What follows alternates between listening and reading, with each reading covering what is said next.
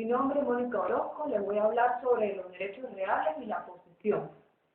De la definición de derechos reales son aquellos derechos que tiene una persona sobre una cosa en virtud de una determinada relación jurídica. Dentro de las características del derecho real tenemos que es una relación inmediata, ya que es el uso, goce de las cosas de manera directa, sin necesidad de ningún tercero. Otra de las características es un derecho absoluto, es decir, no reconoce límites. Su contenido es patrimonial, solo importa aquello que sea susceptible de valoración económica. Es un vínculo entre una persona y una cosa. A nivel subsidiario es un vínculo entre dos personas, que es persona-cosa. También es erga omnes, que se ejerce contra todos.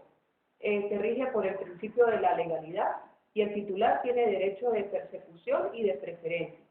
Sus objetos son cosas corporales específicas y determinadas. También tenemos la clasificación de los derechos reales, que son propiamente dichos, como son las cosas corporales y los bienes inmateriales. En este caso serían los derechos de autor. Están los derechos pertenecientes a personas determinadas correspondientes al propietario de una cosa, como la servidumbre. También recae sobre los bienes muebles e inmuebles, siendo los muebles las prendas e hipotecas mobiliarias, y los inmuebles los empateusis, servidumbres y las hipotecas mobiliarias. También tenemos los derechos perpetuos o temporales, como son el usufructo, el uso y la habitación. Están los transmisibles y los intransmisibles. Los transmisibles son la propiedad del usufructo y los intransmisibles el uso y la habitación.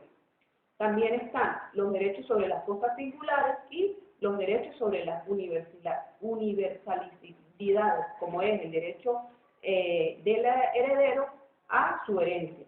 Están los derechos de protección provisional o interina, como son la posesión y los derechos definitivos.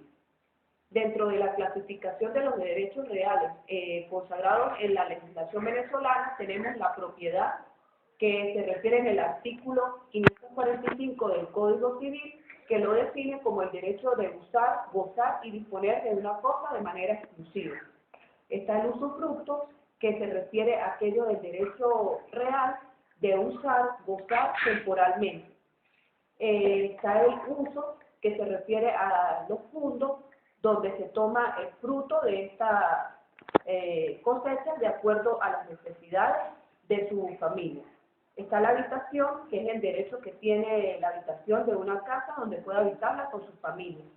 Está la servidumbre predial, que son aquellos impuestos sobre un predio para el uso y su utilidad.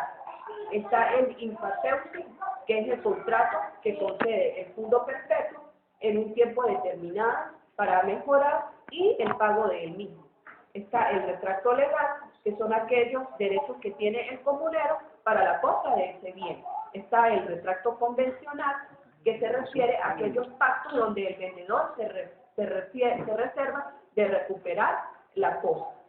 Está la prenda, que es aquel contrato entre el deudor y el acreedor de las cosas muebles. Y la hipoteca, que son los bienes del deudor para el cumplimiento de una obligación. Están las diferencias, que son del derecho real, donde se basa, que son donde interviene un solo sujeto, que es el titular de la potestad de la cosa, mientras que en el crédito se dan dos sujetos, que es el acreedor y el deudor. Su objeto es la cosa o el bien, mientras que en el crédito el objeto es de prestar o de dar por parte del deudor. También están por parte del poder que atribuye el sujeto, implica un poder sobre una cosa. Por razón de su poder está exigir algo de otro. Por razón de su eficiencia es un derecho absoluto, oponible, que es el erga omnes, o el que contra todo o frente a todo. También tenemos, por la razón de su duración y la extinción, que su carácter es perpetuo. Y en el crédito su carácter es transitorio. De acuerdo a la protección registral, en el derecho real son los inscribibles en el registro de propiedad y gozan de protección, mientras que en el crédito no pueden ser registrados y estos se basan en el contrato de arrendamiento o garantizados sobre una hipoteca.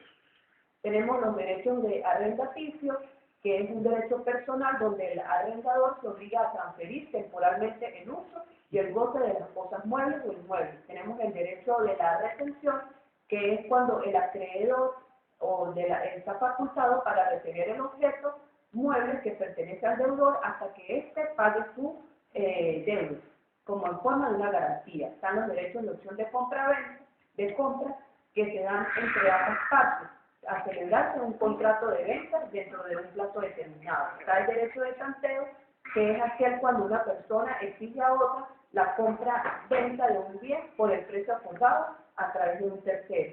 Y el derecho de retracto es aquel derecho que tiene de recuperar la cosa vendida por el vendedor que se reserva.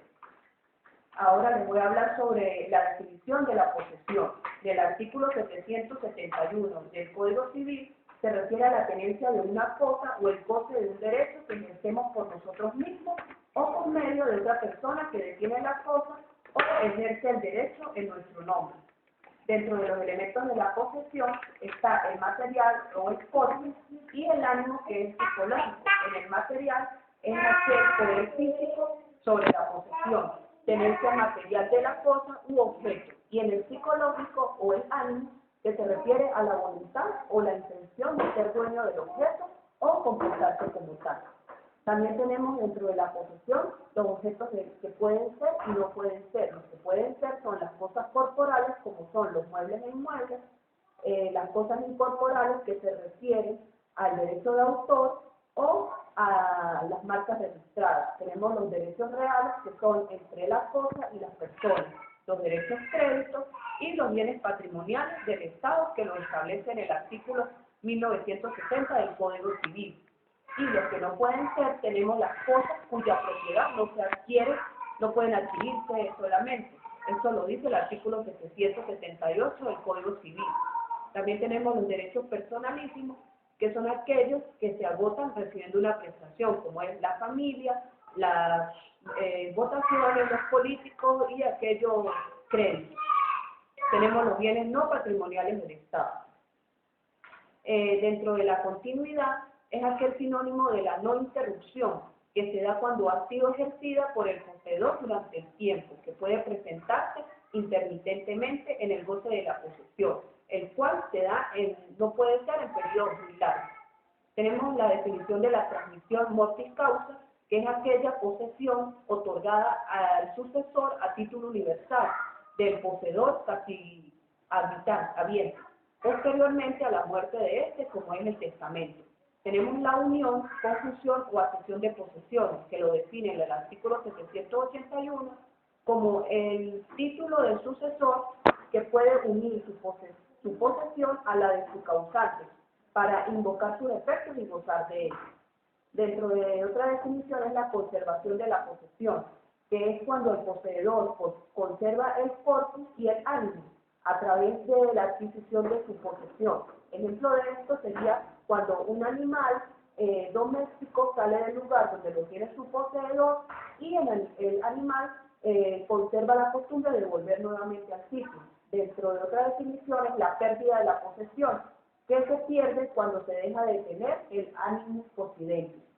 Para perder esta posesión debe atenderse la intención del poseedor, lo que significa que puede perderse a través de la intención. Dentro de las clases o especies de posesión tenemos la posesión natural, la posesión civil o propia. Dentro de la posesión natural tenemos la que se refiere a lo físico a través de la tenencia, como es el disfrute de un derecho sobre una cosa por una persona ya que no sea el dueño.